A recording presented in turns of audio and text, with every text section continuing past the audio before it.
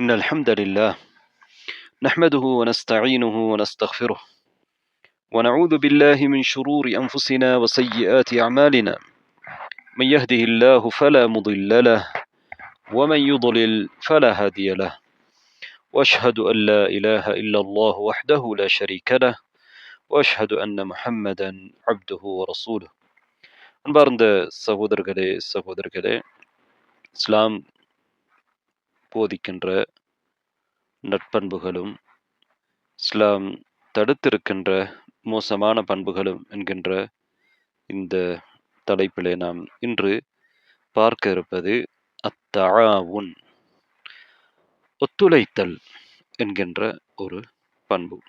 அத்தஆவுன் என்பது அல்லாஹுவிடம் நன்மையை எதிர்பார்த்து நல்ல விடயங்களிலே ஒருவருக்கொருவர் ஒத்துழைத்தல், உதவி செய்தல், தோள் கொடுத்தல் என்பதை குறிக்கிறது. குர்ஆனிலும் ஹதீஸிலும் இது சம்பந்தமாக வந்திருக்கக்கூடிய செய்திகளை நாம் பார்ப்போம். முதலிலே அல் குர்ஆனில் இருந்து பார்க்கலாம்.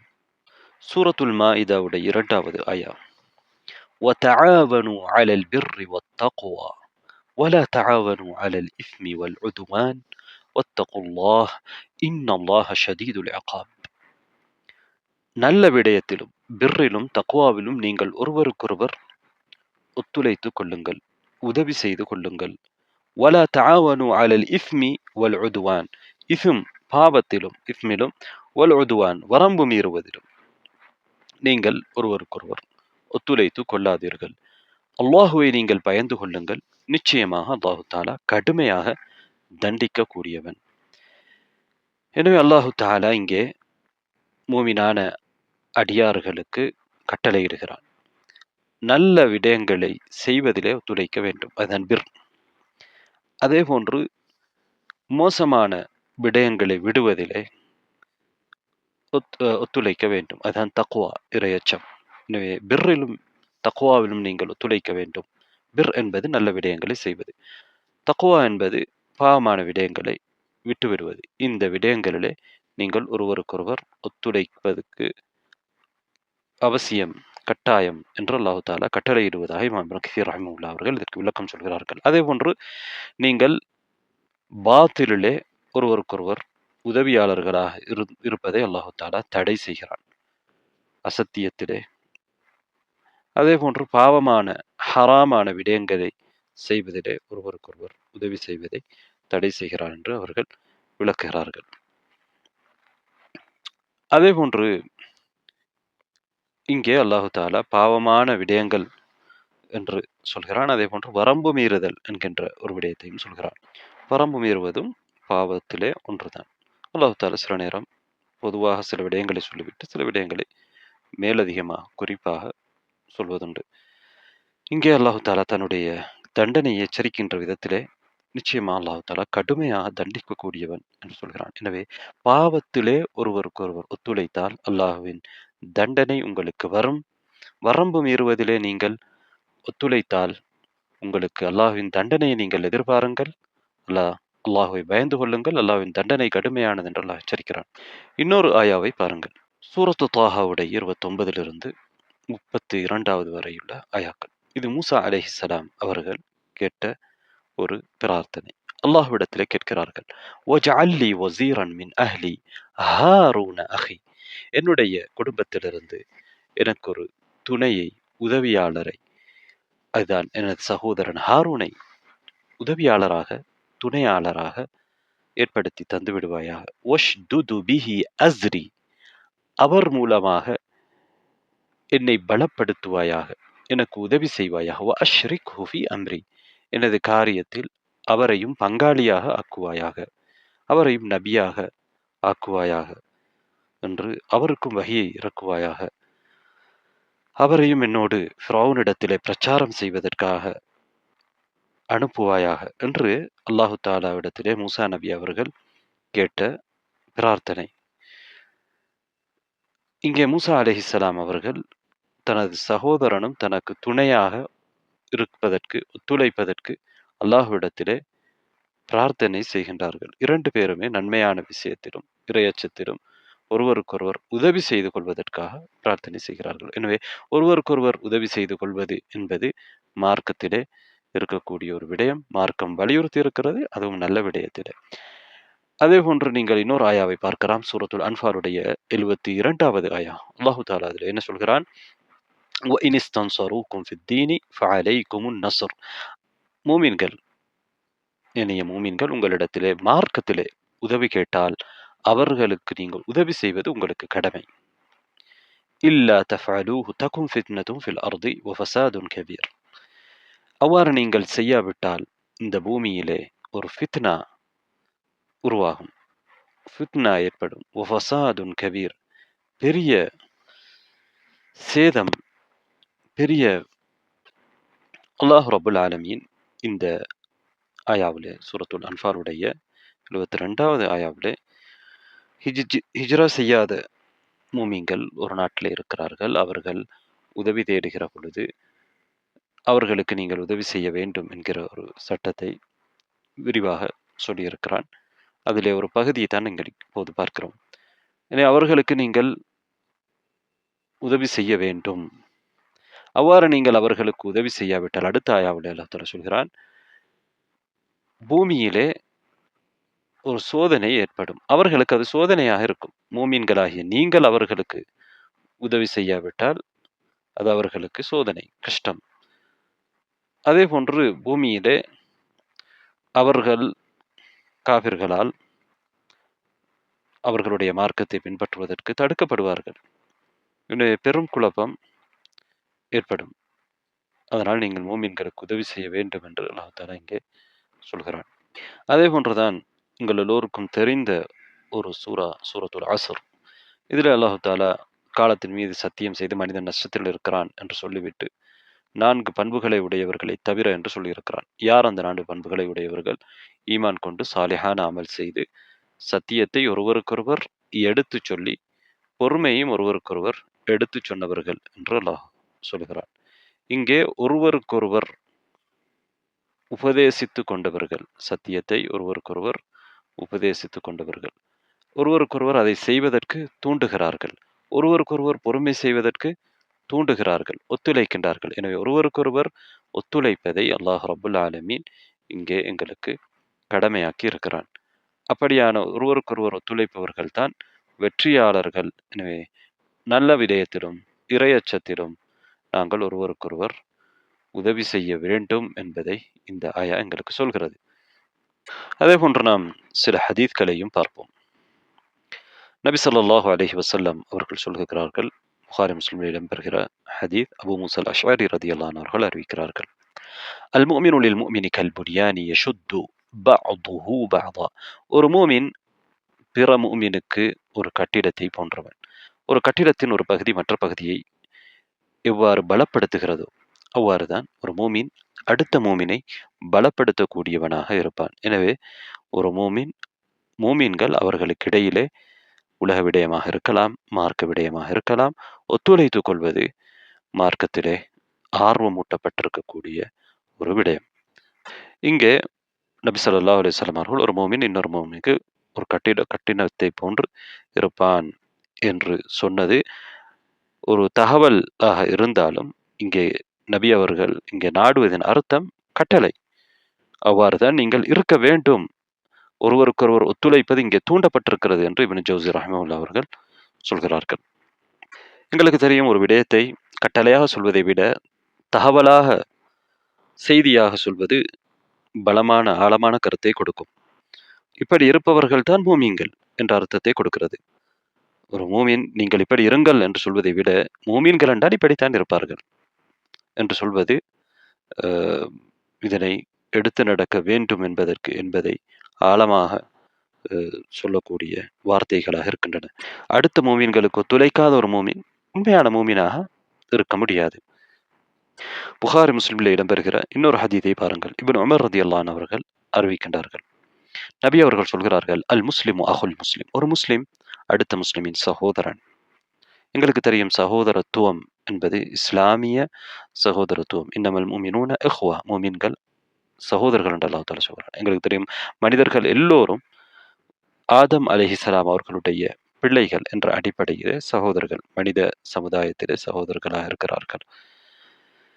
அது அல்லாமல் அதைவிட மிக நெருக்கமான ஒரு சகோதரத்துவம் தான் மார்க்கத்தின் அடிப்படையில் உருவாகின்ற சகோதரத்துவம். எங்களுக்கு தெரியும், ஒருவர் அண்ணன், தம்பி ஒரே பெற்றோருக்கு பிறந்தவர்களாக இருந்தால் அவர்கள் சகோதரர்கள்.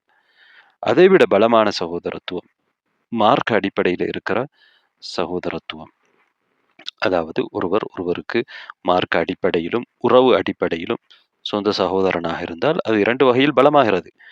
அதே நேரத்தில் ஒருவர் மார்க்க அடிப்படையிலே சகோதரனாக இருக்கிறார், உலக அடிப்படையிலே சகோதரனாக இல்லை என்றாலும் இந்த சகோதரத்துவம் பலமான சகோதரத்துவம். இதற்கு மாற்றமாக ஒருவர் உலக அடிப்படை, அதாவது உறவு அடிப்படையிலே ஒரே தந்தைக்கு பிறந்த இருவர்கள் அல்லது ஒரே தாய்க்கு பிறந்த இருவர், இவர்கள் சகோதரர்கள். ஆனால் ஒருவர் முஸ்லிமாகவும் ஒருவர் முஸ்லிம் அல்லாமலும் இருந்தால் இந்த சகோதரத்துவத்தை விடவும் அந்த முஸ்லிமுக்கு அவருடைய தந்தைக்கு தாய்க்கு பிறக்காத இன்னொரு முஸ்லிம் நெருங்கிய சகோதரன் என்பதை நாம் தெரிந்து கொள்ள வேண்டும். இஸ்லாமிய சகோதரத்துவம் மிக பலமான சகோதரத்துவம், முக்கியமான சகோதரத்துவம். இன்னமல் முஃமினூன இஹ்வா, முஃமின்கள் சகோதரர்கள் என்று அல்லாஹ் தஆலா உறுதியாக சொல்லியிருக்கிறான். நபி ஸல்லல்லாஹு அலைஹி வஸல்லம் அவர்கள் இங்கே என்ன சொல்கிறார்கள்? அல் முஸ்லிமு அஹுல் முஸ்லிம். ஒரு முஸ்லிம் அடுத்த முஸ்லிமுக்கு சகோதரன். லா யதுலிமுஹு, அவனுக்கு அநீதி இழைக்க மாட்டான். சகோதரனாக இருக்கிறான், எனவே அவனுக்கு அநீதி இழைக்க மாட்டான். அநீதி இழைக்க மாட்டான் என்றால் அநீதி இழைக்கக்கூடாது. அநீதி இழைக்காமல் இருப்பவன் தான் உண்மையான முஸ்லிம். வலா யுஸ்லிப்ஹு, அவனை அநீதி இழைப்பவனிடத்திலே கைவிட்டு விடவும் மாட்டான். ஒருவன் ஒரு முஸ்லிமுக்கு அநீதி இழைத்துக் கொண்டிருக்கிறான், இன்னொரு முஸ்லிம் அதை பார்த்து கொண்டு இருக்க மாட்டான். அநீதி இழைப்பவனை இடத்திலே அவனை கைவிட மாட்டான். அவனை துன்புறுத்துகிறவனிடத்திலே அவனை விட்டு வைக்க மாட்டான். அவனை முடியுமான அளவு அவனை பாதுகாப்பான். இதான் வலா யுஸ்லிமுஹு என்பதனுடைய அர்த்தம். வமன் கான ஃபி ஹாஜதி அஹீஹி கான அல்லாஹு ஃபி ஹாஜதிஹி. எவர் ஒருவர் தனது சகோதரனின் தேவையை நிறைவேற்றுவதிலே இருக்கிறாரோ அல்லாஹ் இவருடைய தேவையை நிறைவேற்றுவதிலே இருப்பான். எனவே நீ உன் சகோதரனுடைய தேவையை நிறைவேற்றினால் அல்லாஹ் உன்னுடைய தேவையை நிறைவேற்றுவான். எவ்வளவு ஆழமான வார்த்தைகள்! அல்லாஹு தாலா எங்களுடைய தேவைகளை நிறைவேற்ற வேண்டும் என்று நாம் விரும்புகிறோம். ஆனால் பிறருக்கு எங்கள் பக்கம் தேவை வருகிற பொழுது நாங்கள் அவர்களுக்கு உதவி செய்கிறோமா?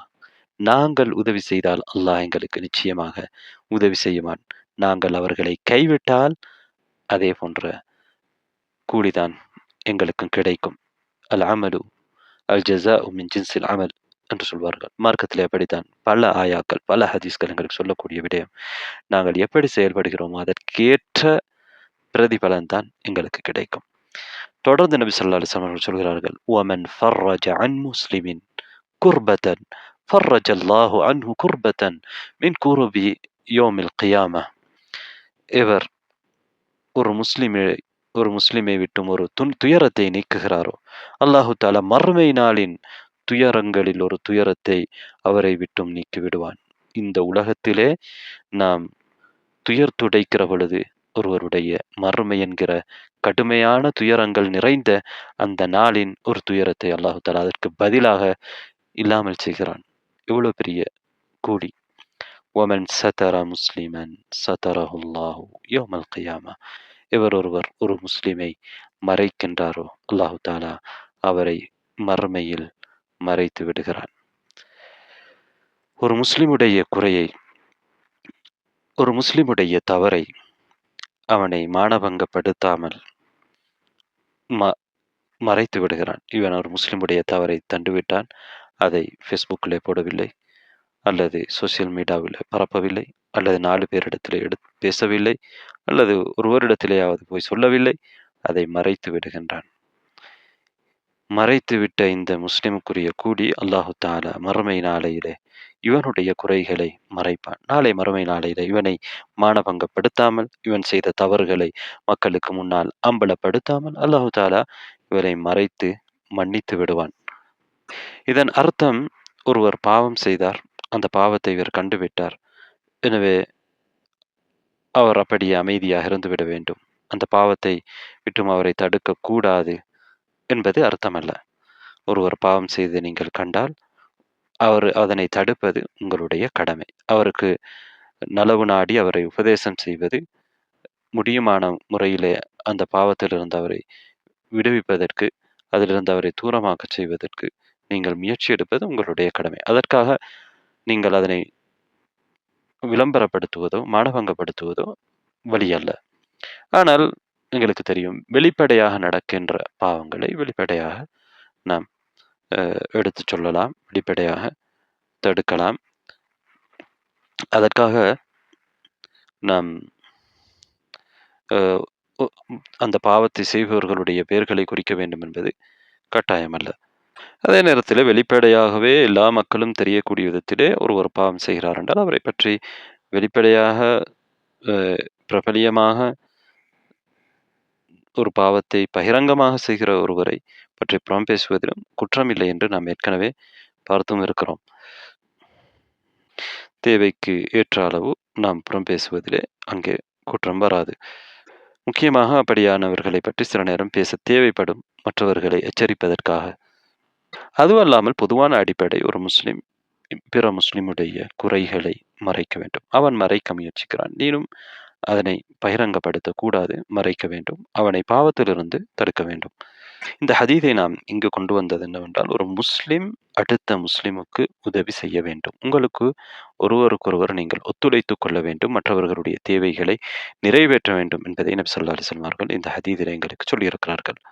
அதே போன்று இன்னொரு ஹதீஸ், அனஸ் ரலியல்லாஹு அன்ஹு அவர்கள் அறிவிக்கக்கூடிய ஹதீஸ் புகாரியிலே இடம்பெற்றிருக்கிறது.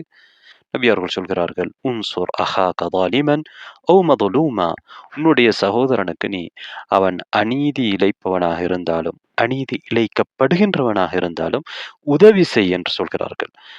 அப்போது நபித்தோழர்கள் கேட்கிறார்கள், அல்லாஹ்வுடைய தூதர் அவர்களே, ஹாதா நன்சுருஹு மظலூமா, இவருக்கு நாங்கள் ஒரு அநீதி இழைக்கப்படுகின்றவருக்கு நாங்கள் உதவி செய்கிறோம். எப்படி நாங்கள் அநியாயக்காரனுக்கு எப்படி நாம் உதவி செய்யலாம்? ஏனென்றால் அநீதிக்கு நாம் துணை போகக்கூடாது என்பதை இஸ்லாம் தெளிவாக அவர்களுக்கு போதித்திருந்தது, நபித்தோழர்களுக்கு. குர்ஆனும் ஹதீஸும் அதை சொல்லியிருந்தது. ஆனால் நபி அவர்கள் இப்படி சொல்கிற பொழுது, அநீதி இழைப்பவனுக்கும் நீங்கள் உதவி செய்யுங்கள் என்று சொல்கிற பொழுது, அது எப்படி என்று சஹாபாக்கள் கேட்கிறார்கள். அதற்கு நபி அவர்கள் என்ன பதில் சொல்கிறார்கள்? தஅஹுது ஃபௌக யதைஹி, அவனை நீங்கள் தடுங்கள். அதாவது அவன் அநீதி இழைக்கிற பொழுது அவன் செய்கிற அந்த அநீதியை நீங்கள் தடுக்க வேண்டும்.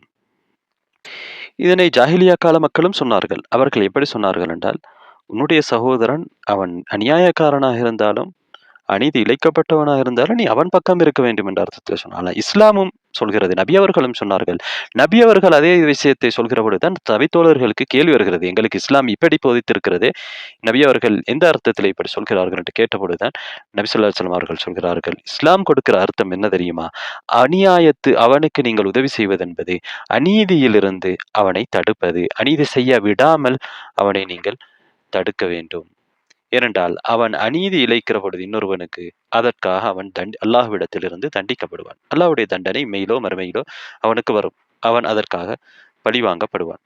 இஸ்லாமிய ஆட்சி இருந்தால் அவர் அந்த ஆட்சியின் மூலமாக பழிக்கு பழி வாங்கப்படுவார், அல்லது மறுமையிலே பழிவாங்கப்படுவார். அல்லாஹு தாலா இடத்திலே, அல்லாஹ்வுடைய நீதிமன்றத்திலே அவர் குற்றம் சுமத்தப்பட்டு அதற்கான தண்டனை அவருக்கு கொடுக்கப்படும். எனவே அந்த தண்டனையிலிருந்து அவரை நீங்கள் காப்பாற்றுவதுதான் அவருக்கு செய்கிற உதவி என்பதை நபி அவர்கள் இங்கே தெளிவுபடுத்துகிறார்கள்.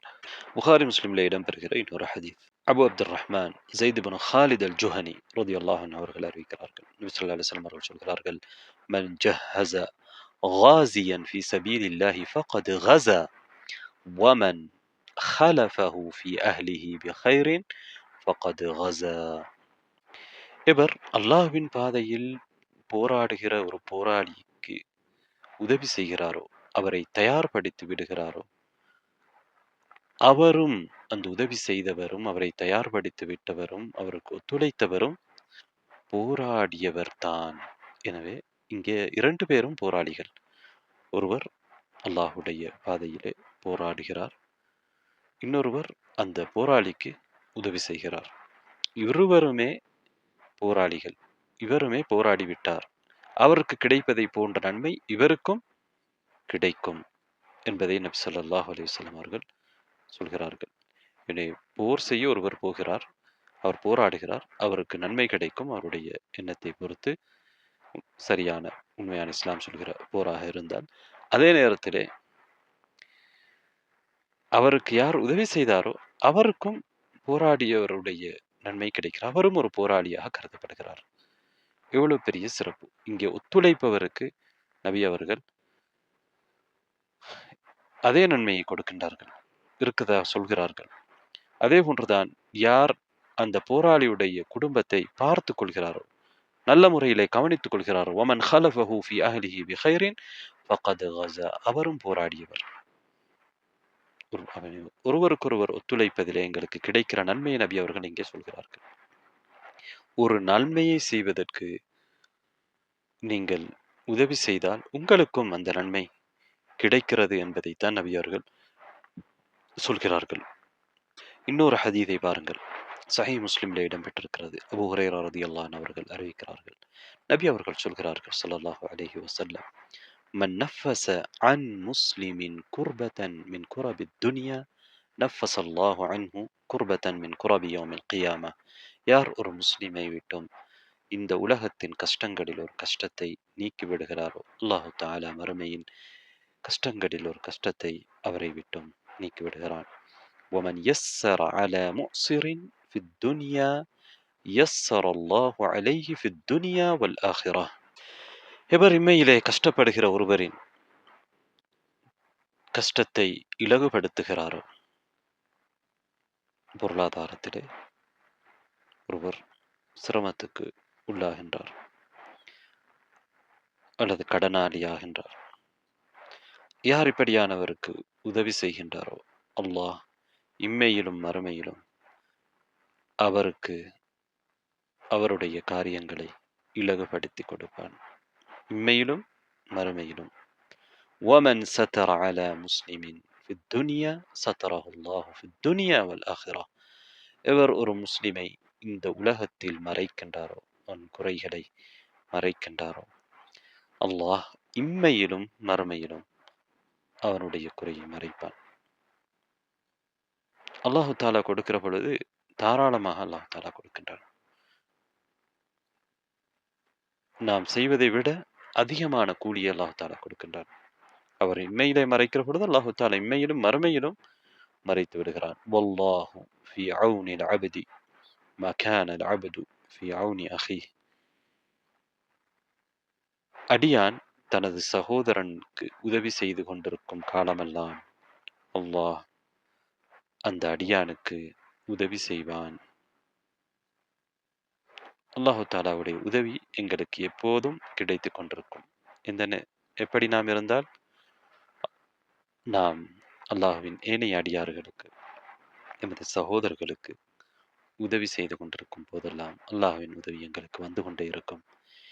இங்கே நபி ஸல்லல்லாஹு அலைஹி வஸல்லம் அவர்கள் முஸ்லிம்களுடைய தேவைகளை நிறைவேற்றுவதின் சிறப்பை பண ரீதியாக, அறிவு ரீதியாக, ஒத்துழைப்பதன் மூலமாக, நல்ல ஆலோசனைகள் மூலமாக எப்படியாவது மூமின்கள் ஒருவருக்கொருவர் உதவி செய்து கொள்ள வேண்டும் என்பதை வலியுறுத்துகின்றார்கள்.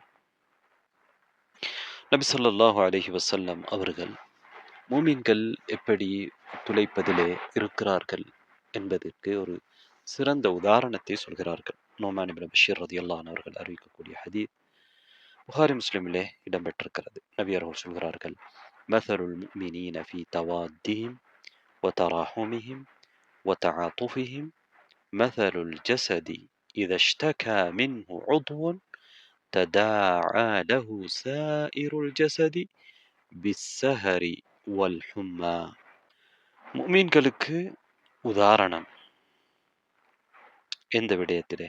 ஃபீ தராஹுமிஹிம், அவர்கள் ஒருவருக்கொருவர் கருணை காட்டுவதில், இஸ்லாத்தின் அடிப்படையில் இஸ்லாமிய சகோதரத்துவத்தை மையமாக வைத்து மூமின்கள் ஒருவருக்கொருவர் இரக்கம் காட்டுகிறார்கள், அன்பு செலுத்துகிறார்கள். அதிலும் ஒத்தவாத்திஹிம், அவர்கள் ஒருவருக்கொருவர் பாசம் பாராட்டுகிறார்கள், ஒருவருக்கொருவர் தஆதுஃபிஹிம் வதஆதுஃபிஹிம் ஒத்துழைக்கின்றார்கள், உதவி செய்கிறார்கள். இதிலே மூமின்களுக்கு உதாரணம் என்ன தெரியுமா? கமதரில் ஜஸத், ஒரு உடலை போன்றவர்கள், ஒரே ஒரு உடலை போன்றவர்கள். கமதலில் ஜஸதி இதஷ்தகா மின்ஹு உதுவுன், உடலிலே ஒரு பாகம், ஒரு உறுப்பு நோய்வாய்ப்பட்டுவிட்டால் உடலின் ஏனைய உறுப்புகள், ஏனைய பகுதிகள் ஒன்றை ஒன்று அழைத்து கொள்ளும், அதிலே கலந்து கொள்வதற்கு. எப்படி கலந்து கொள்வதற்கு? பிஸ்ஸஹர், விழித்திருக்கும். உடலிலே ஒரு பகுதியிலே பிரச்சனை இருந்தால் உடல் முழுவதுக்கும் ஹும்மா, காய்ச்சல் வரும். உடல் முழுவதும் அதனால் வருத்தப்படும், விழித்திருக்கும். எனவே இதை நபி அவர்கள் எதற்கு உதாரணம் சொல்கிறார்கள்? முமீன்களுக்கு உதாரணம் சொல்கிறார்கள். முஸ்லிம் சமுதாயம் ஒரு உடலை போன்றவர்கள். எப்படி ஒரு உடலிலே ஒரு பகுதிக்கு பிரச்சனை வருகிற பொழுது அதன் தாக்கம் அடுத்த பகுதிகளுக்கும் இருக்கிறதோ, அடுத்த பகுதிகளும் அந்த இந்த பகுதிக்கு ஒத்துழைக்கிறதோ குணமாகின்ற வரையிலே, அதே போன்றுதான் மூமீன்கள். ஒருவருக்கு ஏற்படுகிற பிரச்சனையை மற்றவர்கள் உணராமல் இருக்க மாட்டார்கள். அதனை மற்றவர்கள் உணர்ந்து கொள்வார்கள். அதை நீக்குவதற்கு அவர்கள் ஒருவருக்கொருவர் ஒத்துழைப்பு கொடுப்பார்கள், உதவி செய்வார்கள். இதுதான் மூமீன்கள், முஸ்லிம்கள். இப்படித்தான் முஸ்லிம்கள் இருக்க வேண்டும், இப்படித்தான் உண்மையான முஸ்லிம்கள் இருப்பார்கள் என்பதை நபி ஸல்லல்லாஹு அலைஹி வஸல்லம் அவர்கள் இந்த அழகான உதாரணத்தின் மூலமாக தெளிவுபடுத்துகிறார்கள். ஒரு முஸ்லிம் பிற முஸ்லிமுக்கு செய்ய வேண்டிய கடமை மிக பெரியது, மகத்தானது, அவசியமானது, முக்கியமானது என்பதை மேலே உள்ள ஹதீத்கள் எங்களுக்கு, அதே போன்று ஆயாக்கள் தெளிவுபடுத்துகின்றன. இன்னொரு ஹதீத்தை பாருங்கள். அபூ மஸ்ஊத் அல் அன்சாரி ரலியல்லாஹு அன்ஹு அவர்கள் அறிவிக்கக்கூடிய ஹதீஸ் சஹீஹ் முஸ்லிம்ல இருக்கிறது. நபி அவர்கள் சொல்கிறார்கள், மன் தல்ல அலா கைரின் ஃபலஹு மித்லு அஜ்ரி ஃபாயிலிஹ். யார் ஒரு நலவை காண்பித்து கொடுக்கின்றாரோ, ஒரு நலவுக்கு வழிகாட்டுகிறாரோ, அவருக்கு அதை செய்பவருடைய கூலி இருக்கிறது. நீங்கள் செய்யவில்லை, ஆனால் ஒரு விடயத்தை செய்வதற்கு நீங்கள் வழிகாட்டுகிறீர்கள், உதவி செய்கிறீர்கள், துணை நிற்கின்றீர்கள். எனவே உங்கள் காரணமாக அவர் அந்த நலவை செய்கிறார் என்றால் உங்களுக்கும் அந்த கூலி இருக்கிறது, அதை செய்தவருடைய கூலி இருக்கிறது. எனவே செய்யாமலே ஒரு நலவை செய்வதற்கு, நலவை அடைவதற்கு நீங்கள் துணை போனால் உங்களுக்கும் அந்த நலவு செய்பவருக்கு கிடைக்கிற நன்மை இருக்கிறது என்று நபி ஸல்லல்லாஹு அலைஹி வஸல்லம் அவர்கள் சொல்கிறார்கள். இதுவும் நாங்கள் ஒருவருக்கொருவர் ஒத்துழைத்துக் கொள்ள வேண்டும் என்பதை தூண்டக்கூடிய ஒரு ஹதீதாக இருக்கிறது. அன்பார்ந்த சகோதரர்களே, சகோதரிகளே, ஒத்துழைப்பு, தஆவுன் என்பது இரண்டு வகை. ஒன்று அலல் பிர்ரி வத் தக்வா, நல்ல காரியங்களிலும் தக்வாவிலும் ஒத்துழைப்பது, பாவத்தை விடுவதிலும் ஒத்துழைப்பு செய்வது. இதுதான் எங்களுக்கு மார்க்கம் சொல்லி இருக்கக்கூடிய, அல்லாஹு தாலா கட்டளை இருக்கக்கூடிய அல்லாஹுடைய தூதர் எங்களுக்கு கட்டளை இட்டிருக்கக்கூடிய விடயம். அதே நேரத்தில் எங்களுக்கு தடை செய்யப்பட்டிருக்கக்கூடிய குர்ஆன், நபி அண்ணா ஸல்லல்லாஹு அவர்களும் தடை செய்கிற விடயம், பாவத்திலே ஒருவருக்கொருவர் நாம் ஒத்துழைப்பது, இது தடை செய்யப்பட்டிருக்கிறது. நல்ல விடயத்திலே ஒத்துழைக்கின்றவர்கள் பல்வேறு தரத்திலே இருப்பார்கள். சிலர் அதிகமாக ஒத்துழைக்கக்கூடியவர்களாக இருப்பார்கள், சிலர் குறைவாக ஒத்துழைக்கின்றவர்களாக இருப்பார்கள். சிலர் மற்றவர்களுடைய ஒத்துழைப்பை நாடுவார்கள். இந்த உலகத்திலே ஒருவருக்கொருவர் ஒத்துழைக்காமல் வாழ்க்கை பூரணமாகாது. கட்டாயமாக பிறருடைய ஒத்துழைப்பு ஒவ்வொருவருக்கும் தேவைப்படும் இந்த உலகத்திலே வாழ்வதற்கு. அந்த வகையிலே சிலர் பிறரிடத்திலே இருந்து ஒத்துழைப்பை அதிகமாக பெறுவார்கள். ஆனால் அவர்கள் பிறருக்கு ஒத்துழைப்பது மிக மிக குறைவாகவே இருக்கும். என்றால் ஏதோ ஒரு வகையிலே ஒத்துழைப்பார்கள். எல்லா மனிதர்களும் இன்னொருவருக்கு ஒத்துழைத்துத்தான் ஆக வேண்டும் என்பது என்ற அடிப்படையிலே தான் மனித வாழ்க்கை அமைந்திருக்கிறது. ஆனால் சிலர் ஒத்துழைப்பதிலே பெரிய விருப்பம் காட்ட மாட்டார்கள். அதிலிருந்து தப்பிச் செல்வதற்கு முயற்சிப்பார்கள். ஏதோ ஒரு வழி இல்லாமல் ஒத்துழைத்துக் கொண்டிருப்பார்கள். இவ்வாறல்ல இஸ்லாம் எங்களுக்கு அதில் எந்த அளவுக்கு நாங்கள் ஈடுபடுகிறோமோ அல்லாஹுடைய உதவி எங்களுக்கு அந்த அளவுக்கு கிடைக்கும் என்பதை வலியுறுத்துகிறது. ஒத்துழைப்பு என்கிற இந்த பண்பினால் கிடைக்கின்ற பயன்கள் என்ன என்பதை பற்றி இப்போது நாம் பார்ப்போம். ஒன்று, ஒவ்வொரு தனிநபரும் மற்றவர்களுடைய அனுபவங்களை, அறிவுகளை பல்வேறு துறைகளிலும் பெற்றுக்கொள்ள முடியும். மற்றவர்களுடைய அனுபவங்களிலிருந்து ஒவ்வொருவரும் பயனடைந்து கொள்வதற்கு முடியும். அதேபோன்று ஆற்றல்களும் திறமைகளும் வீணாக போகாமல் சமூகத்துக்கும் தனிநபருக்கும் பயனளிக்கக்கூடிய விதத்திலே அதனை நல்ல முறையில் பயன்படுத்திக் கொள்ள முடிகிறது. இன்னொன்றுதான் சமூகத்தின் பலத்தையும் பிணைப்பையும் ஒற்றுமையையும் வெளிப்படுத்தி காட்ட முடிகிறது ஒத்துழைப்பின் மூலமாக. இன்னொன்று, நேரத்தை முகாமை செய்து உழைப்பை சேமிப்பதற்கு முடிகிறது. குறைந்த உழைப்பிலே நிறைந்த பயனை அடைய முடிகிறது. அடுத்தது, அநீதி இழைக்கப்படுபவருக்கு உதவி செய்து அவரை அநீதியிலிருந்து காப்பாற்ற முடிகிறது. தனி நபர்களை பாதுகாக்க முடிகிறது. துயரங்களில் பங்கு கொண்டு அல்லது சுமைகளை பிரித்து கொண்டு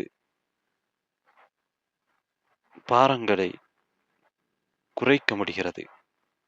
அதே போன்றுதான் தனிநபர்களால் செய்ய முடியாத பெரும் வேலைகளை இலகுவாக சாதித்து காட்ட முடிகிறது. மனிதன் தனக்கு சூழ உள்ளவர்களிடமிருந்து எதிர்கொள்ளும் ஆபத்துக்களை இலகுவாக முறியடிக்க முடிகிறது. சுயநலத்தை இல்லாமல் செய்ய முடிகிறது. ஒத்துழைப்பு வெற்றிக்கும் முன்னேற்றத்துக்குமான மிக பிரதானமான காரணியாக அமைகிறது. அடுத்ததாக, அல்லாஹுவின் உதவி கிடைப்பதற்கு காரணமாக இருக்கிறது. அல்லாஹுவின் அன்பும் திருப்பொருத்தமும் கிடைப்பதற்கு காரணமாக இருக்கிறது. ஒரு விடயத்திலே, நல்ல விடயங்களிலே ஒத்துழைப்பவர்களுக்கு அவர்கள் கூலியிலே உடன்படுகிறார்கள், கலந்து கொள்கிறார்கள். ஒத்துழைப்பவருக்கும் செய்கின்றவருக்குரிய கூலி கிடைக்கிறது. அதே போன்று ஒத்துழைப்பு இருக்கக்கூடிய சமுதாயத்திலே தனிநபர்கள் சந்தோஷத்தையும் சுபீட்சத்தையும் உணர்கிறார்கள். அதே போன்றுதான் உள்ளங்களிலிருந்து குரோதம், பொறாமை, வஞ்சகம் அகற்றப்படுகின்றன. ஒத்துழைக்கப்படுகின்றவர்கள் கூட பிறருக்கு தாம் ஒத்துழைக்க வேண்டும் என்று அவர்கள் கூடுதல் முயற்சியை செலவு செய்வதற்கு உதவியாக இருக்கிறது ஒத்துழைப்பு. ஒத்துழைப்பு ஒரு பணியை மிக விரைவாக செய்து முடிப்பதற்கு துணை நிற்கிறது. ஒத்துழைப்பு அறிவியல் முன்னேற்றத்தையும் தொழில்நுட்ப வளர்ச்சியையும் துரிதப்படுத்துகிறது. ஒத்துழைக்கும் பண்பு உள்ளத்தை தூய்மையாக வைத்துக் கொள்வதற்கும் பிறருக்கு நலவு நாடுவதற்கும் துணையாக இருக்கிறது.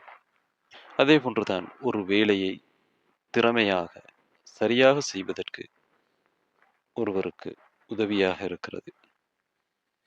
ஒருவர் தான் பலசாலி என்பதை உணர வைக்கிறது. இறைவனின் உதவியால் தன்னால் முடியும் என்பதை அவருக்கு உணர்த்துகிறது. ஒத்துழைப்பு கிடைக்கிற பொழுது ஒருவருக்கு உத்வேகமும் புத்துணர்ச்சியும் ஏற்படுகிறது. அவருடைய செயலை, அது வேலைகளை இலகுவாக்குகிறது. ஒருவரிடத்தில் இருக்கின்ற ஆற்றல்கள், அனுபவங்கள், திறமைகள் வெளிப்படுத்தப்படுகின்றன. அவர்களுக்கு மத்தியிலே அன்பும் நேசமும் பரஸ்பரம் உருவாகிறது. ஒத்துழைப்பு குறைகளை நிவர்த்தி செய்கிறது. ஒரு மனிதன் தன்னளவிலே பலவீனமானவனாக இருக்கிறான், ஆனால் தன் சகோதரன் மூலமாக அவன் பலவானவனாக மாறுகிறான். இதனால் மனிதன் எதிர்நோக்கும் சவால்கள், தடை கற்களை அவன் எதிர்கொள்வதற்குரிய ஆற்றலை பெறுகின்றான். அன்பார்ந்த சகோதரர்களே, சகோதரிகளே, ஒத்துழைப்பதின் பயன்களை பற்றி பார்த்தோம். நல்ல விடயங்களுக்காக ஒத்துழைப்பது தான் அந்த பயன்கள். அதே நேரத்திலே பாவத்துக்கு வரம்பு மீறுவதற்கு ஒத்துழைப்பதின் விளைவுகள் மோசமானதாக இருக்கின்றன. அதிலே ஒன்றுதான் சமூகத்தின் ஒழுங்கமைப்பை அது குலைத்துவிடும். சமூகத்திலே சீர்கேடுகள் உருவாகும். சமூகத்திலே ஊழல்கள் பரவும். கெடுதிகளுக்கான வாயில்கள் திறந்து கொடுக்கப்படும். சத்தியத்தின் அடையாளங்கள் அழித்தொழிக்கப்படும். பாவத்திலே ஒத்துழைப்பது ஒரு மனிதனிடம் இருக்கின்ற கீழ்த்தரமான குணத்துக்கு அடையாளமாக இருக்கிறது.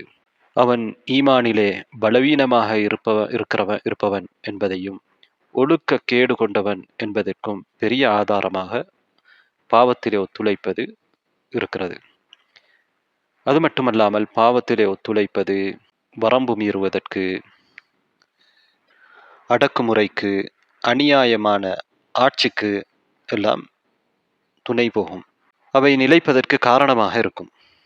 ஒரு சமூகத்திலே பாவத்துக்கு ஒத்துழைக்கின்ற தன்மை உருவானால் அந்த சமூகம் அழிந்து போவதற்கு அது மிக முக்கியமான காரணமாக அமையும். உரிமைகள் அதற்குரியவர்களுக்கு கொடுக்கப்பட மாட்டாது. மக்கள் அநீதிக்கு உள்ளாவார்கள். தகுதி இல்லாதவர்களுக்கு அவர்களுக்கு இல்லாதவைகள், அவர்களுக்கு சொந்தம் இல்லாதவைகள், அவர்களுக்கு போகக்கூடாதவைகள் போய் சேரும். இதனால் சமூகத்திலே மிகப்பெரிய சீர்கேடு உருவாகும். ஒருவருக்கொருவர் ஒத்துழைப்பு என்பது பல படித்தரங்களை கொண்ட ஒன்றாக இருக்கிறது. பல நோக்கங்களுக்காக, பல காரணங்களுக்காக ஒருவருக்கொருவர் ஒத்துழைத்துக் கொள்கிறார்கள். ஒருவருக்கொருவர் ஒத்துழைக்காவிட்டால் இந்த வாழ்க்கை ஓடாது. மனிதர்களிலே ஒருவர் இன்னொருவருக்கு ஒத்துழைப்பதனால் தான் இந்த வாழ்க்கை என்கிற சக்கரம் ஓடிக்கொண்டிருக்கிறது. ஒவ்வொருவரும் வித்தியாசமான வெவ்வேறான பணிகளை, தொழில்களை செய்வதன் காரணமாகத்தான் வாழ்க்கை ஒவ்வொருவருக்கும் அதனை நடத்தி செல்ல முடியுமாக இருக்கிறது. இந்த உலகத்திலே ஒரே ஒரு மனிதர் இருந்தால் அவரால் நிச்சயமாக வாழுவது கஷ்டமாக இருக்கும். மிக மிக கஷ்டமாக இருக்கும். அவருடைய உணவு தேவையை அவரே விவசாயம் செய்து அவரே அதை தேட வேண்டியிருக்கும், அல்லது அவர் வேட்டையாட வேண்டியிருக்கும். அதே போன்று அவருடைய ஆடைக்குரிய தேவையை அவரே அதை செய்ய வேண்டியிருக்கும். எனவே அப்படி அல்ல. ஒவ்வொருவரும் ஒவ்வொரு துறையிலே ஈடுபடுகிறார்கள். ஒரு துறை இன்னொரு துறைக்கு ஒத்துழைப்பாக இருக்கிறது. எல்லாம் சேர்ந்துதான் வாழ்க்கையாக அமைந்திருக்கிறது. இது எதற்கென்றால் ஒத்துழைப்பின் முக்கியத்துவத்தை உணர்வதற்கு இது ஒரு அத்தியாவசியமான வாழ்க்கை பயணத்துக்கு ஒரு அத்தியாவசியமானது என்பதை உணர்த்துகிறது. இதே போன்றுதான் நாம் எல்லா விடயத்திலும் ஒத்துழைக்கின்ற பொழுது, கூடுதலான ஒத்துழைப்பை கொடுக்கின்ற பொழுது அந்த சமூகத்திலே வாழ்க்கை மறுமலர்ச்சி பெறும், வேகமாக முன்னேறும். மனிதன் வாழ்வதற்கு, மனிதனின் இருப்புக்கு ஒத்துழைப்பு என்பது அத்தியாவசியமானது. ஒத்துழைப்பதை அல்லாஹு தாலா இயல்பான ஒன்றாக, ஃபித்ராவாக வைத்திருக்கிறான். அது மனிதர்களில் மாத்திரமல்ல, மிருகங்களிலும் கூட அல்லாஹு தாலா அப்படித்தான் வைத்திருக்கிறான். மிருகங்களும் பறவைகளும் கூட்டம் கூட்டமாக வாழ்கின்றன. அதில் ஒன்றுக்கு ஆபத்து வருகிற பொழுது அடுத்தது உதவி செய்கிறது, ஒத்துழைக்கிறது, காப்பாற்ற முயற்சி செய்கிறது. தனியாக அதனை விட்டுவிடுவதில்லை. அதற்காகத்தான் தங்களை ஒருவருக்கொருவர் பாதுகாத்துக் கொள்வதற்காக கூட்டமாக காடுகளிலே மிருகங்கள் இருக்கின்றன. அதை வேட்டையாடுகிற எதிரிகள் வேறு மிருகங்கள் இருக்கின்ற பொழுது, வருகின்ற பொழுது ஒன்றுக்கொண்டு ஒத்துழைத்துக் கொள்கின்றன. இதனை நீங்கள் நிறைய பார்த்திருப்பீர்கள். அதே போன்று எறும்பை பாருங்கள், எப்படி கூட்டமாக ஒன்று கொண்டு ஒத்துழைக்கிறது. அதற்கு தீனி தேடுவதிலே, கூடு கட்டுவதிலே. அதே போன்று தேனீகளை பாருங்கள். இவெல்லாம் ஒத்துழைப்பதனால் நிறைய விஷயங்களை அவற்றால் சாதிக்க முடிகிறது. மனிதனும் ஒத்துழைப்பதனால் நிறைய விடயங்களை சாதித்துக் கொள்ளலாம். அல்லாஹு தாலா அல் குர்ஆனிலே தனி மனிதர்களை குறித்து அழைக்காமல் பொதுவாக பெரும்பாலும் எப்படி அழைத்திருப்பான்? யா அய்யுஹல்லதீன ஆமனு, ஈமான் கொண்டவர்களை 89 இடங்களிலே அழைத்திருக்கிறான். சமூகத்தை தான் அழைக்கிறான். அதே போன்று யா அய்யுஹன்னாஸ் 20 இடங்களிலே அழைத்திருக்கிறான். பனி ஆதம், மனிதர்களே என்ற 5 இடங்களிலே அழைத்திருக்கிறான். இதெல்லாம் ஒற்றுமையை, ஒத்துழைப்பை கூட்டுறவின் அவசியத்தை குறிக்கக்கூடியதாக இருப்பதாக அறிஞர்கள் குறிப்பிட்டிருக்கிறார்கள். ஒத்துழைப்பு என்பது எல்லோருக்கும் தேவை. ஒரு ஆட்சியாளர் இருக்கிறார், தலைவர் இருக்கிறார், அவருக்கு ஒத்துழைப்பு தேவையில்லை என்பதல்ல. அவருக்கும் அவரோடு இருக்கக்கூடிய மக்கள், நாட்டு மக்கள், தலைமைத்துவத்துக்கு கீழே இருப்பவர்கள் ஒத்துழைக்க வேண்டும். ஒத்துழைத்தால்தான் தலைமைத்துவத்தினால் எதிர்பார்க்கப்படுகின்ற விடயங்களை சாதிக்க முடியும். ஆட்சி தலைவர் ஊழலை ஒழிக்கின்றார், போதையை ஒழிக்கின்றார், இவ்வாறான நிலைமைகள் இருக்கிற பொழுது அந்த ஆட்சி தலைவருக்கு மார்க்க அடிப்படையிலும் நாம் அந்த பாவத்தை ஒழிப்பதிலே, அக்கிரமத்தை இல்லாமல் செய்வதற்கு ஒத்துழைக்க வேண்டும். இல்லை என்றால் நாங்களும் ஒத்துழைக்க முடியுமான நேரத்தில் ஒத்துழைக்காமல் இருப்பது பாவிகளாக ஆகுவதற்கு காரணமாக அமையும். நாம் என்ன சொல்லி வந்தோம் என்றால், ஒத்துழைப்புக்கு பல படித்தரங்கள் இருக்கின்றன. பல காரணங்களுக்காக பலருக்கும் ஒத்துழைப்பு கொடுக்கிறார்கள். முதல் காரணமாக இருப்பது எங்களுக்கு தெரியும், உறவு. ஒருவர் தன்னுடைய குடும்பத்துக்கு ஒத்துழைக்கின்றார். தன்னுடைய குடும்பத்தின் உறுப்பினராக இருக்கிற பொழுது தன்னுடைய குடும்பத்துடைய தந்தைக்கு, அல்லது ஒரு மனைவி கணவனுக்கு, கணவன் மனைவிக்கு, தந்தை பிள்ளைகளுக்கு, அதே போன்று உறவினர்கள் என்ற ஒத்துழைப்பு அங்கிருந்து ஆரம்பமாகிறது. இதை பொறுத்தவரையில் இது இயல்பானது. இதை ஒருவர் இதற்காக பயிற்சி எடுக்க வேண்டிய தேவையும் இல்லை. இயல்பாகவே ஒவ்வொருவரும் என்ன செய்கிறார்கள், அவர்களுடைய குடும்பத்தோடு ஒத்துழைக்கின்றார்கள். மிருகங்கள் கூட இதை செய்கின்றன. இதற்கு காரணம் அவர்களிடம் இருக்கக்கூடிய அந்த குடும்ப பற்று. அதே போன்று ஒருவர் தன்னுடைய ஊருக்கு, தன்னுடைய ஊருடைய வளர்ச்சிக்கு ஒத்துழைக்கின்றார். இது அவரிடம் இருக்கக்கூடிய ஊர் பற்று. அரேபியர்களிடத்திலும் இது இருந்தது, ஜாஹிலியா காலத்தில் கூட இருந்தது. அதனால் அவர்கள் ஒருவருக்கொரு உதவி செய்தார்கள். எந்த அளவுக்கு உதவி செய்தார்கள் என்றால், அநீதிக்கு கூட உதவி செய்தார்கள்.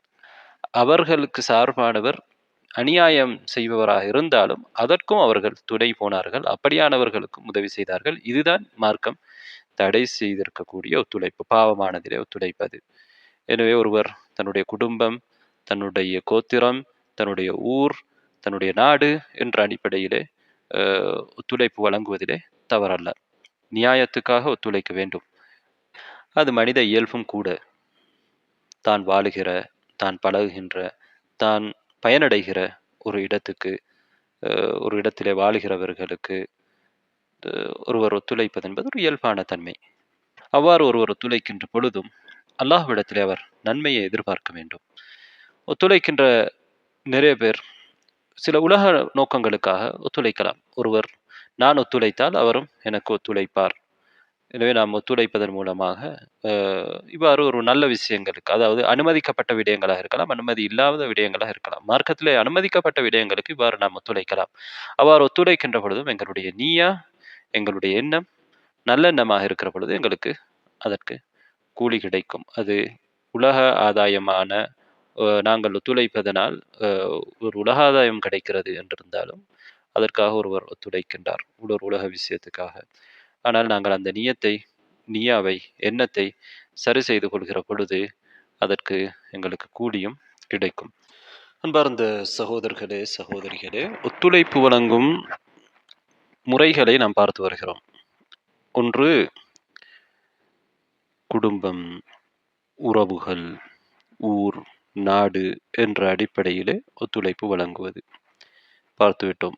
அடுத்ததாக உலக நலன்களுக்காக ஒத்துழைப்பு வழங்குவது. மூன்றாவது, ஈமானிய சகோதரத்துவத்தின் காரணமாக ஒத்துழைப்பது. அல்லாஹுடைய பொருத்தத்தை நாடி ஈமானினால் ஏற்பட்ட அந்த சகோதரத்துவத்தினால் விளைகிற ஒத்துழைப்பு. நபி அவர்கள் சொல்கிறார்கள், மனிஸ்ததா மின்கும் ஐ யன்ஃபஅ அஹாஹு ஃபல்யஃஅல். உங்களில் ஒருவர் தனது சகோதரனுக்கு உதவி செய்ய முடியுமாக இருந்தால், பயனளிக்க முடியுமாக இருந்தால் அதனை அவர் செய்யட்டும். அதாவது ஒருவர் ஓதி பார்க்கக்கூடிய ஒருவராக இருந்தார். அவர் நபி அவர்களிடத்திலே அதை சொன்ன பொழுது நபி அவர்கள் சொல்கிறார்கள், உங்களில் ஒருவர் தனது சகோதரனுக்கு பயனளிக்க முடியுமாக இருந்தால் அவர் செய்யட்டும், பயனளிக்கட்டும். எந்த வகையிலும் மார்க்கம் அனுமதித்திருக்கக்கூடிய விதத்திலே பயனளிப்பது மார்க்கத்திலே ஆர்வமூட்டப்பட்டிருக்கிறது. அல்லாஹுக்காக செய்கிற ஒத்துழைப்பு நிச்சயமாக அது தொடர்ந்தேர்ச்சியாக இருக்கும்.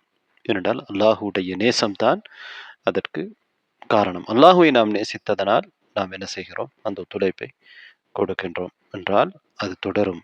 எங்களுக்கு நபி அவர்கள் என்ன சொன்னார்கள்? மறுமை நாளையிலே நிழலே இல்லாத அந்த நாளில் அல்லாஹு தஆலா தன்னுடைய அர்ஷின் நிழலில் நிழல் கொடுக்க இருக்கிறான் 7 கூட்டத்தாருக்கு. அதிலே 2 மனிதர்கள் ஒருவரை ஒருவர் அல்லாஹுக்காக அல்லாஹுடைய விடயத்திலே நேசித்துக் கொள்கிறார்கள், அதற்காக ஒன்று சேருகிறார்கள், அதற்காக பிரிகின்றார்கள். அல்லாஹுக்காக ஒன்று சேர்கிறார்கள், அல்லாஹுக்காக பிரிகிறார்கள். இது மார்க்கம் ஆர்வமூட்டி இருக்கக்கூடிய ஒரு விடயம். யார் உண்மையாகவே அல்லாஹுக்காக என்று ஒத்துழைக்கிறாரோ அவருக்கு ஒத்துழைப்பு என்பது இலகுவாகிவிடும். இன்னொன்றுதான் வணக்க வழிபாடுகளை செய்வதற்கு மார்க்க நலன்களை கருதி ஒத்துழைப்பு கொடுப்பது. இதற்கு ஒரு உதாரணம் தான் உம்மு அத்தியா ரலியல்லாஹு அன்ஹா அவர்களுடைய ஹதீஸ். அவர்கள் நபி ஸல்லல்லாஹு அலைஹி வஸல்லம் அவர்கள் பெருநாள் தொழுகைக்காக பெண்களுக்கு கூட செல்லுமாறு கட்டளையிட்டார்கள். அந்த நேரத்திலே உம்மு அத்தியா ரலியல்லாஹு அன்ஹா அவர்கள், அல்லாஹ்வுடைய தூதரே, எங்களில் ஒரு பெண்ணிடத்திலே ஜில்பாப் முழுமையாக அடிகிற அந்த ஆடை இருக்காமல் இருக்கலாம் அல்லவா என்று கேட்டதற்கு, லிதுல்பிஸ்ஹா உஹ்துஹா மின் ஜில்பாபிஹா, அவளுடைய சகோதரி, அதாவது மார்க்க ரீதியான சகோதரி, அவளுக்கு அந்த ஆடையை கொடுத்துதவட்டும். இன்னொருவரிடத்திலே ஆடை இருந்தால் இவருக்கு இந்த இபாதாவை செய்வதற்கு உதவி செய்ய வேண்டும் என்று நபி ஸல்லல்லாஹு அலைஹி வஸல்லம் அவர்கள் உதவி செய்யுமாறு, ஒத்துழைக்குமாறு சொல்கிறார்கள். எனவே வணக்க வழிபாடுகளிலே ஒருவர் இன்னொருவருக்கு ஒத்துழைப்பது. அதே போன்றுதான் ரமதானுடைய மாதத்திலே ஒரு மனிதர் தனது மனைவியோடு உறவு கொண்டு விட்டார். அதுக்கு பெரும் குற்றத்தண்ட பரிகாரம் இருக்கிறது. அவருக்கு உதவி செய்வதற்காக நபி ஸல்லல்லாஹு அலைஹி வஸல்லம் அவர்கள் என்ன செய்கிறார்கள்?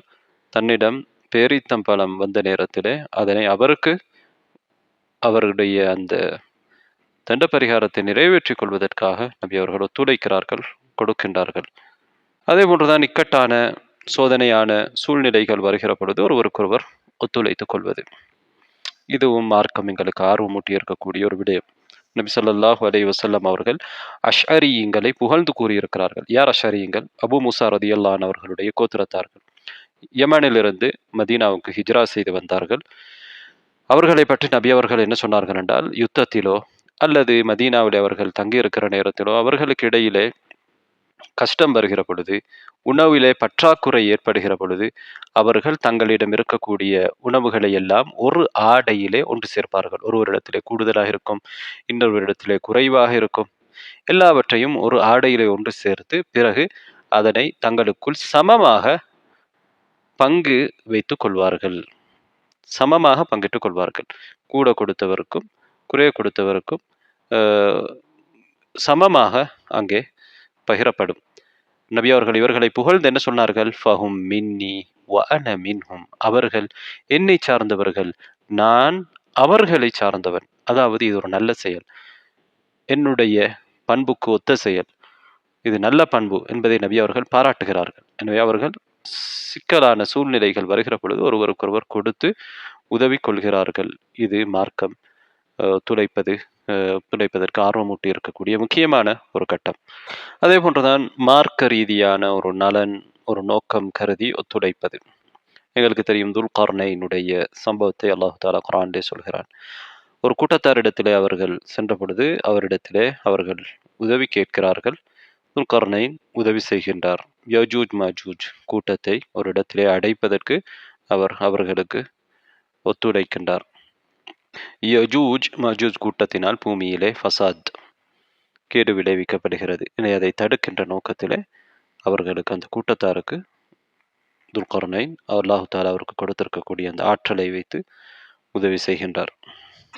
எனவே அன்பார்ந்த சகோதரர்களே, சகோதரிகளே, ஒத்துழைப்புக்கு பல வடிவங்கள் இருக்கின்றன. அதனை நீங்கள் புரிந்திருப்பீர்கள்.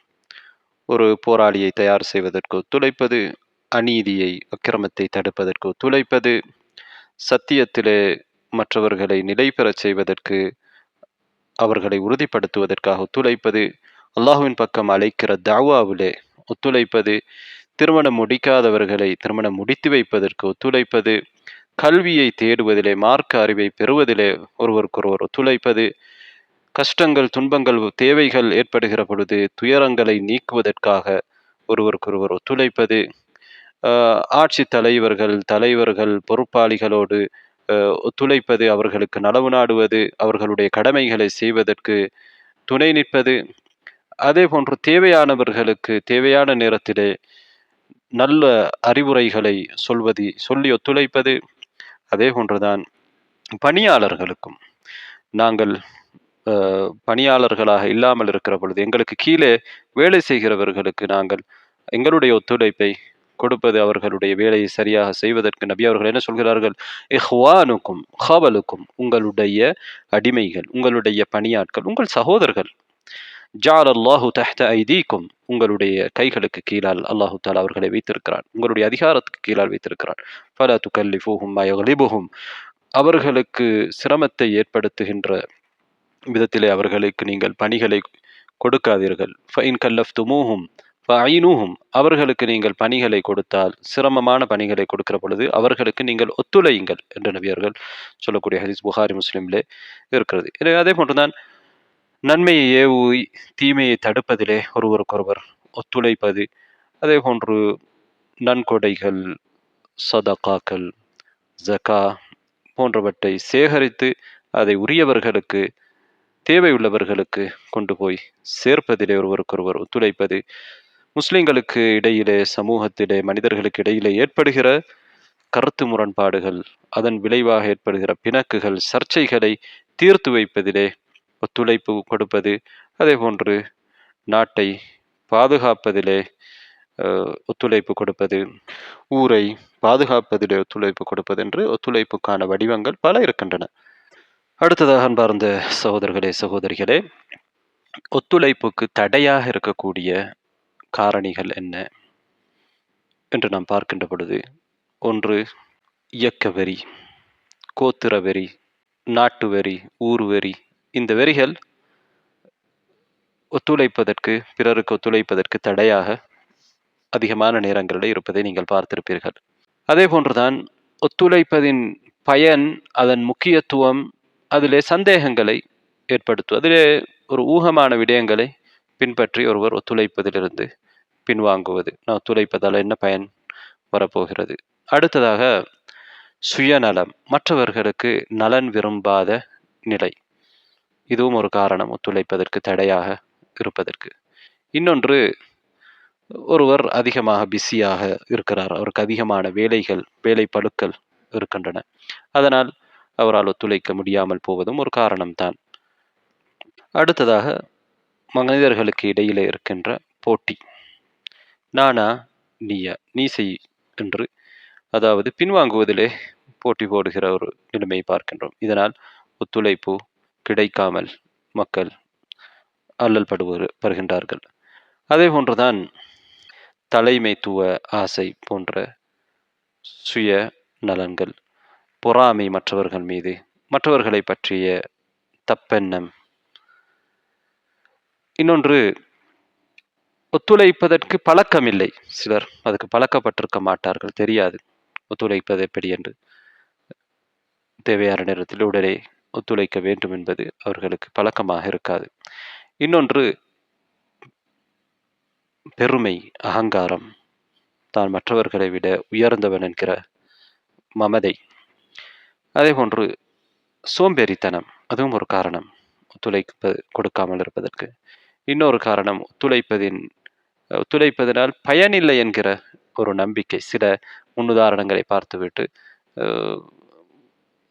அதாவது சில நேரங்களிலே, சில கட்டங்களிலே மிக மிக மிக குறைவாக சில ஒத்துழைப்புகள் பயனளிக்காமல் போயிருக்கலாம். எனவே அது போன்ற விடயங்களை பார்த்துவிட்டு ஒத்துழைப்பதில் பயனில்லை என்று சிலர் ஒதுங்கிக் கொள்வது, போன்ற பல காரணங்களினால் ஒத்துழைப்பு தடைபடுகிறது. அடுத்ததாக அன்பார்ந்த சகோதரர்களே, இந்த ஒத்துழைப்புக்கு துணை நிற்கக்கூடிய, ஒத்துழைப்பு என்கிற பண்பை உள்வாங்கிக் கொள்வதற்கு அல்லது செயல்படுத்துவதற்கு துணை நிற்கின்ற காரணிகளை நாங்கள் பார்ப்போம். அதில் ஒன்று, ஒருவருக்கொருவர் அறிமுகமாகிக் கொள்ளுதல். அது ஒத்துழைப்புக்கு சிறந்த ஒரு காரணியாக இருக்கிறது.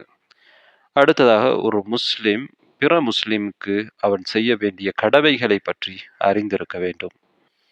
ஒரு முஸ்லிம் வெறுமனே தனக்காக வாழுகிறவன் அல்ல, அவன் பிற முஸ்லிமுக்காகவும் அவன் வாழ வேண்டும். அவருக்கு பிற முஸ்லிம்களுக்கு செய்ய வேண்டிய கடமைகள் என்ற கடமைகள் இருக்கின்றன.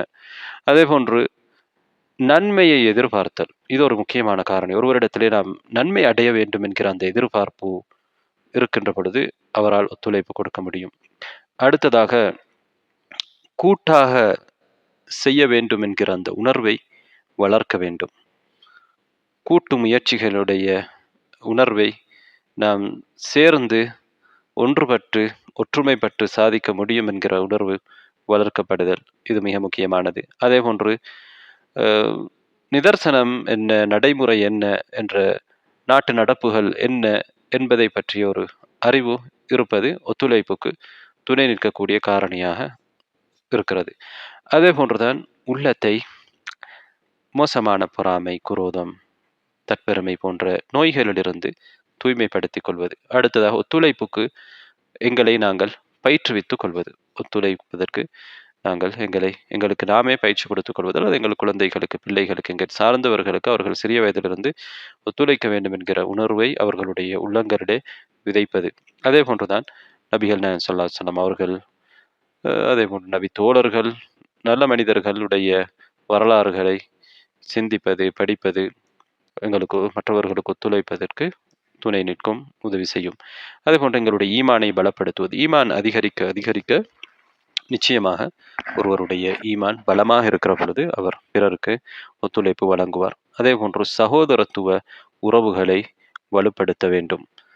ஈமானிய சகோதரத்துவ உறவுகளை வலுப்படுத்தப்படுகின்ற பொழுது அங்கே ஒத்துழைப்பு தானாக ஏற்படும். இப்போது நாம் ஒத்துழைப்புக்கான சில முன்னுதாரணங்களை பார்க்கலாம். அன்பார்ந்த சகோதரர்களே, சகோதரிகளே, இப்ராஹிம் அலைஹிஸ்ஸலாம் அவர்களுக்கு அல்லாஹு தாலா காபாவை கட்டுமாறு கட்டளையிடுகிறான். இன்று நாம் அந்த காபாவை முன்னோக்கித்தான் தொழுது கொண்டிருக்கின்றோம்.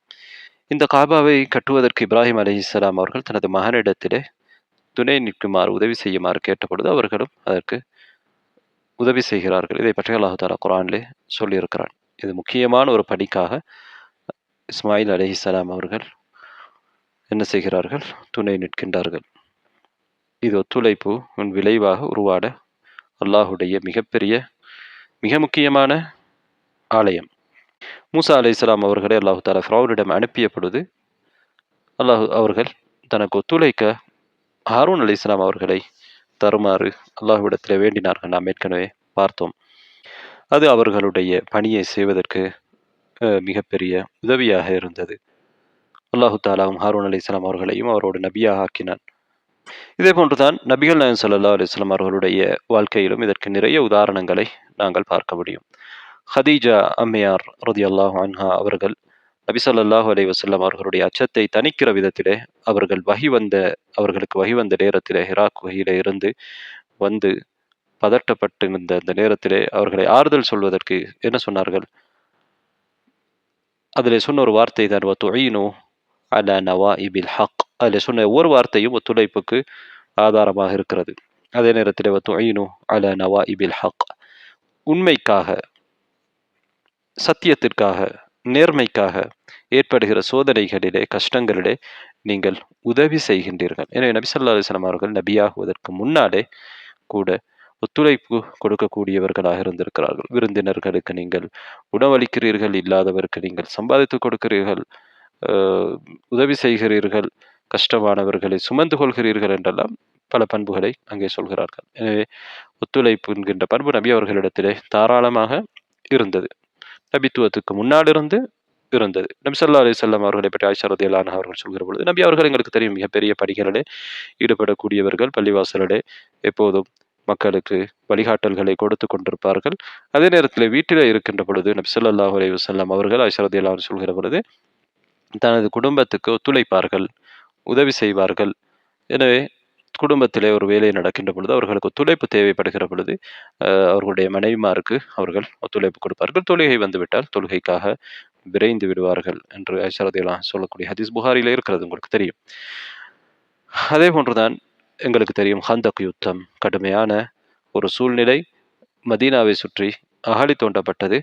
நபி ஸல்லல்லாஹு அலைஹி வஸல்லம் அவர்களும் அகழி தோண்டுகின்றவர்களோடு சேர்ந்து அங்கே பணியாற்றுகிறார்கள். அவர்கள் தலைவர். நபி ஸல்லல்லாஹு அலைஹி வஸல்லம் அவர்கள் இந்த மனித சமுதாயத்தின் தலைவர். சய்யிது வலதி ஆதம். நபிமார்களில் மிகச் சிறந்தவர். அப்படிப்பட்ட நாயகம் ஸல்லல்லாஹு அலைஹி வஸல்லம் அவர்கள் அந்த இடத்திலே அவர்கள் மண்ணை சுமக்கிறார்கள், கற்களை உடைக்கிறார்கள், பணி செய்கிறார்கள், ஒத்துழைக்கிறார்கள். இன்னொரு உதாரணம் தான் கபீசா என்கின்ற நபித்தோழர் கபீரஸத் இப்னு முஹாரிக். அவர் ஒரு தேவைக்காக நபி அவர்களிடத்தில் வருகிறார். அவர் ஒரு கடனை பட்டு அந்த கடனை அடைப்பதற்காக நபி ஸல்லல்லாஹு அலைஹி வஸல்லம் அவர்களிடத்தில் வருகிறார். அதாவது ஒரு சமாதானத்தை ஏற்படுத்துவதற்காக மக்களுக்கு இடையிலே சில நேரம் சிலர் கடன்படுவார்கள், பிரச்சனைகள் வருகிற பொழுது.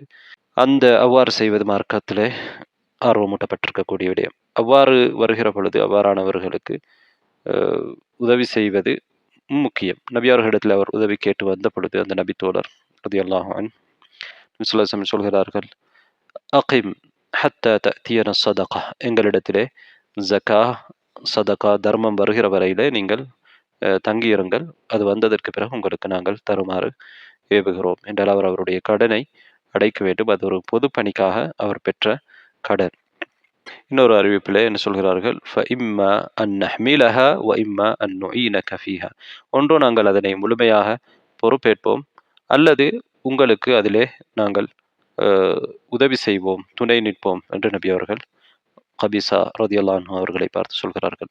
இதே போன்றுதான் சஹாபாக்களிலும் சலஃபு சாலிஹீன்களிலும் நல்லறிஞர்களிலும் நிறைய உதாரணங்களை நீங்கள் ஒத்துழைப்புக்கு பார்க்க முடியும். இன்றைய காலத்திலும் கூட இதெல்லாம் அன்ற காலத்தில் நடந்தது, இன்றைய காலத்திலே இவ்வாறானவர்கள் இருக்க மாட்டார்கள் என்று நாங்கள் நினைக்க முடியாது. இன்றைக்கு நாம் பெரும் உலமாக்களாக மதிக்கின்ற இப்னு பாஸ் ரஹ்மத்துல்லாஹி நீங்கள் எடுத்துக்கொண்டால் அவர்களுடைய வாழ்க்கையிலே அவருடைய வரலாற்றை நீங்கள் படித்து பாருங்கள். சுபஹானல்லாஹ், எவ்வளவு ஒரு நல்ல மனிதராக, எவ்வளவு ஒரு சிறந்த ஆலிமாக, சொல்லுக்கும் செயலுக்கும் இடையிலே வித்தியாசம் இல்லாமல் மின்னல் உலமா இல் ஆமிலீன், செயல்படக்கூடிய, செயலாற்றுகின்ற, அமல் செய்கிற ஆலிம்களிலே ஒருவராக இருந்திருக்கிறார். ஒத்துழைப்பு தேவைப்படக்கூடியவர்களுக்கு அந்தந்த நேரத்திலே அவரால் முடியுமான அத்தனை ஒத்துழைப்பையும் செய்யக்கூடிய ஒரு நல்ல மனிதராக இருந்திருக்கிறார்.